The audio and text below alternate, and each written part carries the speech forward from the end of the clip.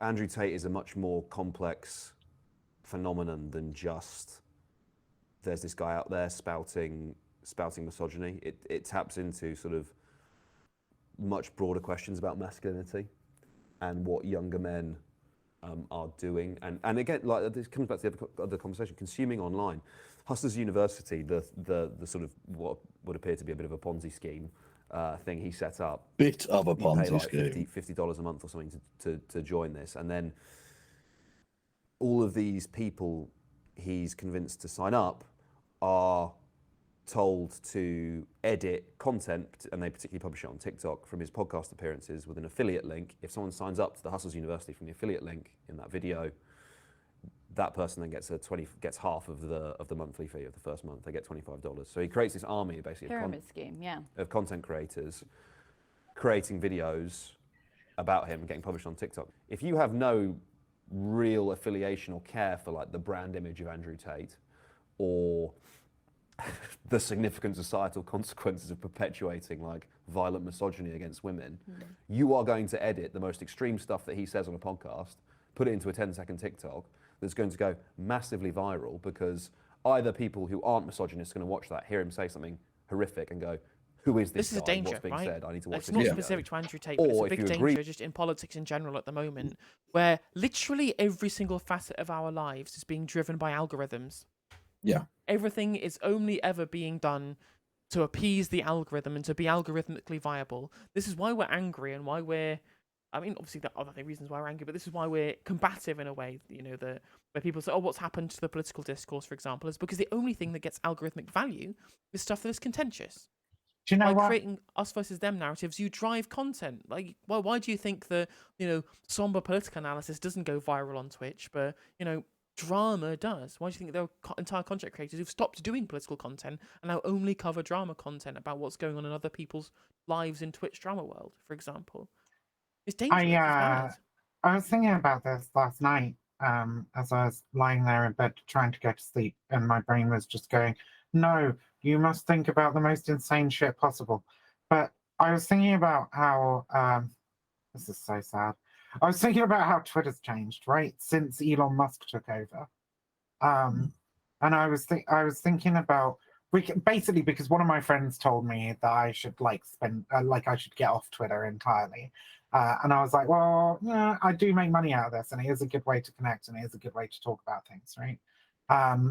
So you're kind of telling me to give up like a chunk of money and like the small amount of influence that I've built up. No, she's all about the Benjamins. Come on now. I am at least partially about the Benjamins. I'm Yeah. extraordinarily poor. I usually can't feed myself for the last week of the month. So the Benjamins that I bring in through my Patreon and occasional donations to my Cash App sometimes help see me through to the end of the month without having to fucking eat rice on its own. Dollar bill, y'all. So yeah, I do care about the Benjamins a little bit. That's one of the problems of being like fucking unemployed and disabled in the UK, right? But anyway, I was thinking about how the how shit's changed. I was like, Elon Musk has definitely changed significantly how and what tweets are visible to you as you're like scrolling through your fucking timeline. It used to be that I would see pretty much only stuff that people I follow had interacted with in some kind of way. Either they'd made it, right? They'd made a tweet or whatever, or they'd liked or commented or something on somebody else's tweet. And I would very rarely see anything that wasn't connected to somebody else that I follow. Now there's just shit tons of it. Just shit tons of stuff from people I've never fucking heard of that have no connection to anything that I'm following. And quite a lot of it is really insane fucking right-wing nonsense. And I genuinely think so. Something significant has changed with the way Twitter's algorithm works in what it shows you. And I have to wonder and worry about the implications of that, right? The implications of it either way, because before, I guess I was only seeing things from a certain bubble, and now I don't know if I'm seeing stuff from, like, is this the true character of the Twitterverse? No. or It's is been this shaped by Elon Musk, right? Yeah, it's I Elon guess, Musk's yeah. personal weirdness. Like I saw him yesterday arguing, or not arguing, agreeing about how the French age of retirement was too low with a guy called Cat Turd. Like Yeah, Cat that. Ted's a real fucking piece of shit too. Yeah, exactly. like that. Unsurprising. That's the person he is.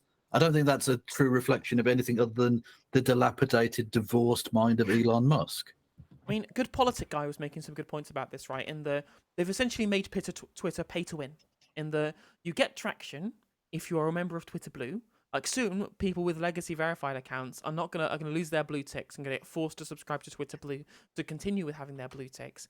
And the priority for whether or not you get promoted in the algorithm or even promoted in the replies on existing posts already is going to be entirely dependent upon whether you have Twitter Blue or not. It is the insane Free fucking. speech costs $8 a month now.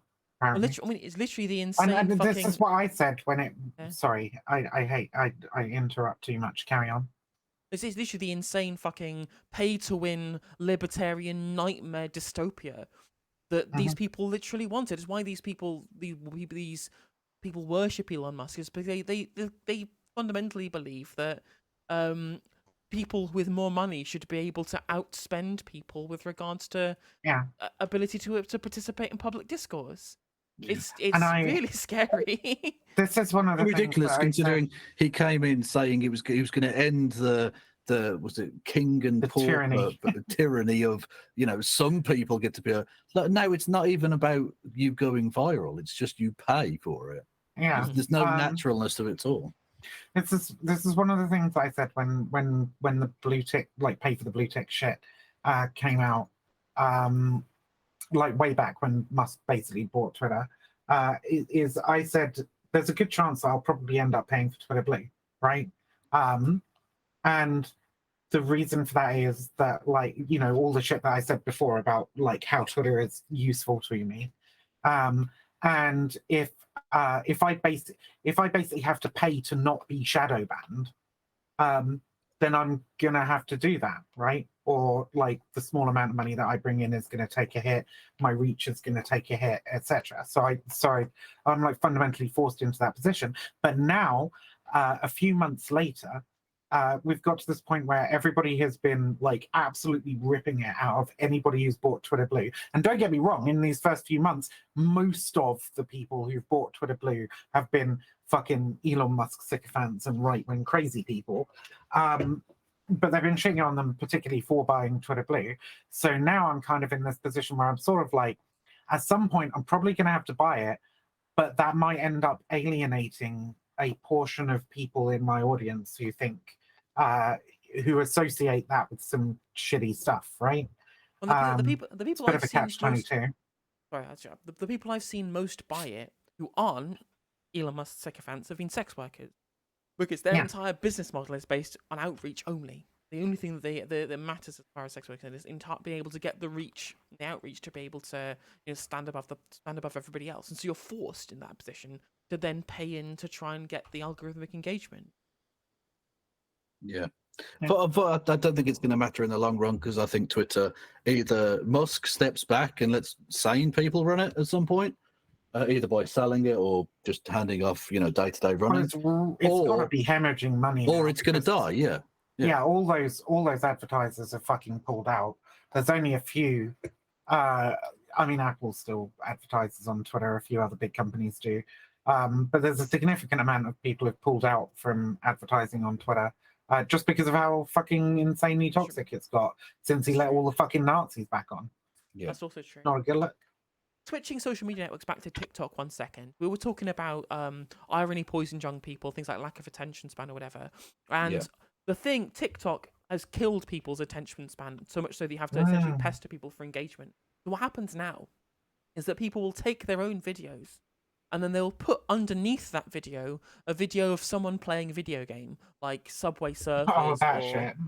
or Temple I thought that Run. shit was fucking ironic about people's attention spans, where it's like, Nope. I'm just going to fill the screen with like 3 different videos at once because it's like a meme about people's attention Nope. span. People genuinely cannot. Like someone literally, what I do for engagement on TikTok is I will duet I will duet big follower accounts who make like cooking shows or Hmm. something like that. Right? I'll duet these big follower accounts with my own political takes to get additional high engagement.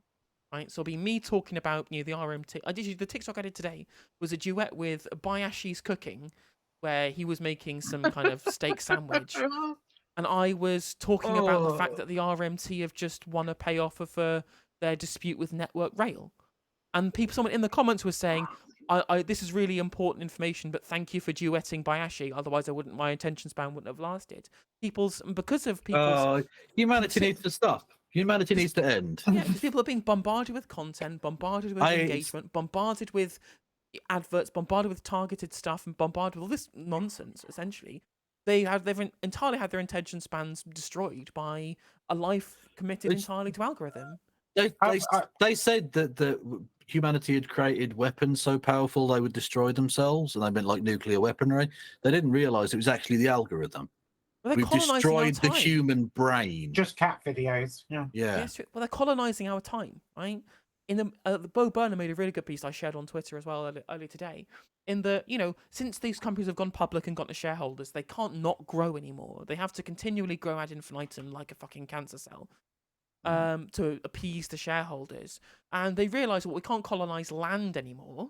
Like, land is all bought up now. There's no additional land to buy up. But what we can do is colonize people's time.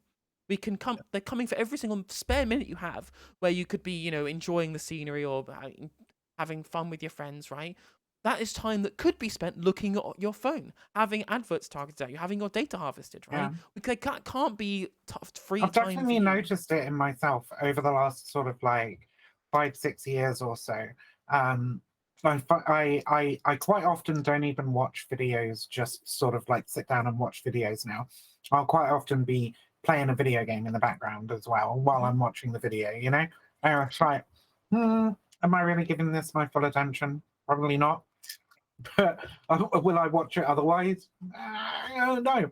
Well, I've done And the that's really ironic worrying. thing that during this conversation about you not paying attention unless something else is on the screen, I've been filming Rory Cats. I've been playing a video Hey! game this entire stream. Like, So